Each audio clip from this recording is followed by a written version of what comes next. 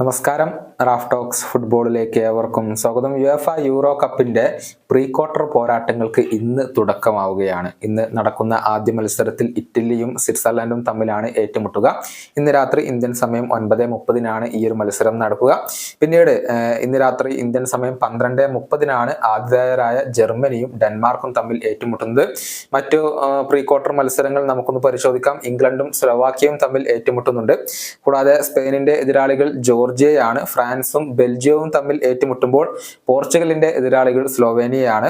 അതുപോലെ തന്നെ റൊമാനിയയും നെതർലൻഡ്സും തമ്മിലാണ് പ്രീ ക്വാർട്ടറിൽ ഏറ്റുമുട്ടുക. അതോടൊപ്പം തന്നെ ഓസ്ട്രിയ തുർക്കി മത്സരം കൂടി അവശേഷിക്കുന്നുണ്ട് എന്നുള്ളതാണ്. ഇതിനു മുന്നോടിയായി ഏറ്റവും പുതിയ പവർ റാങ്കിങ് ഇപ്പോൾ goal.com പ്രസിദ്ധീകരിച്ചിട്ടുണ്ട്. നമുക്കതൊന്ന് പരിശോധിക്കാം. 16ാം സ്ഥാനത്ത് വരുന്നത് ജോർജിയയാണ്. ഈ ഒരു പ്രീ ക്വാർട്ടറിൽ യോഗ്യത നേടിയവരിൽ ഏറ്റവും ദുർബലരായിക്കൊണ്ട് പരിഗണിക്കുന്നത് ജോർജിയയാണ്. പക്ഷെ കഴിഞ്ഞ മത്സരത്തിൽ പോർച്ചുഗലിനെ അവർ അട്ടിമറിച്ചിരുന്നു. അതുപോലെ തന്നെ 15ാം സ്ഥാനത്ത് സ്ലോവേനിയ വരുന്നു. 14ാം സ്ഥാനത്ത് സ്ലോവാക്യയാണ് വരുന്നത്. 13ാം സ്ഥാനത്ത് ബെൽജിയമാണ് വരുന്നത്. വളരെ മോശം പ്രകടനമാണ് ബെൽജിയം ഇപ്പോൾ നടത്തിക്കൊണ്ടിരിക്കുന്നത്. അതുപോലെ തന്നെ 12ാം സ്ഥാനത്ത് ഡെൻമാർക്ക് വരുന്നു. യൂറോ കപ്പിൽ ഒരൊറ്റ മത്സരം പോലും അവർ വിജയിച്ചിട്ടില്ല. 3 സമനിലകളാണ് ഡെൻമാർക്ക് വഴങ്ങിയിട്ടുള്ളത്. 11ാം സ്ഥാനത്ത് റൊമാനിയ, 10ാം സ്ഥാനത്ത് നെതർലൻഡ്സ്, 9ാം സ്ഥാനത്താണ് തുർക്കി വരുന്നത്. ഇനി 8ാം സ്ഥാനത്താണ് ഫ്രാൻസ് വരുന്നത്. ഫ്രാൻസ് പ്രതീക്ഷിച്ച രൂപത്തിലുള്ള ഒരു മികവ് ഈ ഒരു യൂറോ കപ്പിൽ കാണിച്ചിട്ടില്ല എന്നുള്ളത് വസ്തുതയാണ്. പക്ഷെ ബിഗ് മാച്ചുകൾ വരുമ്പോൾ ഒരുപക്ഷെ അവർ മുന്നോട്ട് വന്നേക്കാം എന്നാണ് പ്രതീക്ഷിക്കപ്പെടുന്നത്.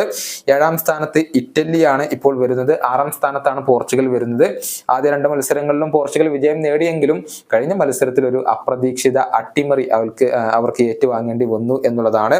5ാം സ്ഥാനത്ത് സ്വിറ്റ്സർലൻഡ് വരുന്നു. അതുപോലെ തന്നെ 4ാം സ്ഥാനത്താണ് ജർമ്മനി ഉള്ളത്. ആദ്യ 2 മത്സരങ്ങളിലും വിജയിച്ചു. പിന്നീട് അവർക്ക് സമനില വഴങ്ങേണ്ടി വന്നു. 3ാം സ്ഥാനത്ത് ഇംഗ്ലണ്ട് വരുന്നു. പ്രതീക്ഷക്കൊത്തുള്ള ഒരു പ്രകടനം ഇംഗ്ലണ്ട് നടത്തിയിട്ടില്ല. പക്ഷെ ഒന്ന് ക്ലിക്കായാൽ ഇംഗ്ലണ്ട് കിരീട ഫേവറേറ്റുകളാണ് എന്ന കാര്യത്തിൽ ആർക്കും സംശയങ്ങളൊന്നുമില്ല. അതുപോലെ തന്നെ 2ാം സ്ഥാനത്ത് ഇപ്പോൾ ഓസ്ട്രിയയാണ് വരുന്നത്. റാൾഫ് റാഗ്നിക്കിന് കീഴിൽ തകർപ്പൻ പ്രകടനമാണ് ഓസ്ട്രിയ നടത്തുന്നത്. വലിയ കിരീട സാധ്യതകൾ goal.com ഇപ്പോൾ ഓസ്ട്രിയക്ക് കൽപ്പിക്കുന്നുണ്ട്. 1ാം സ്ഥാനത്ത് മറ്റാരുമല്ല, സ്പെയിനാണ്.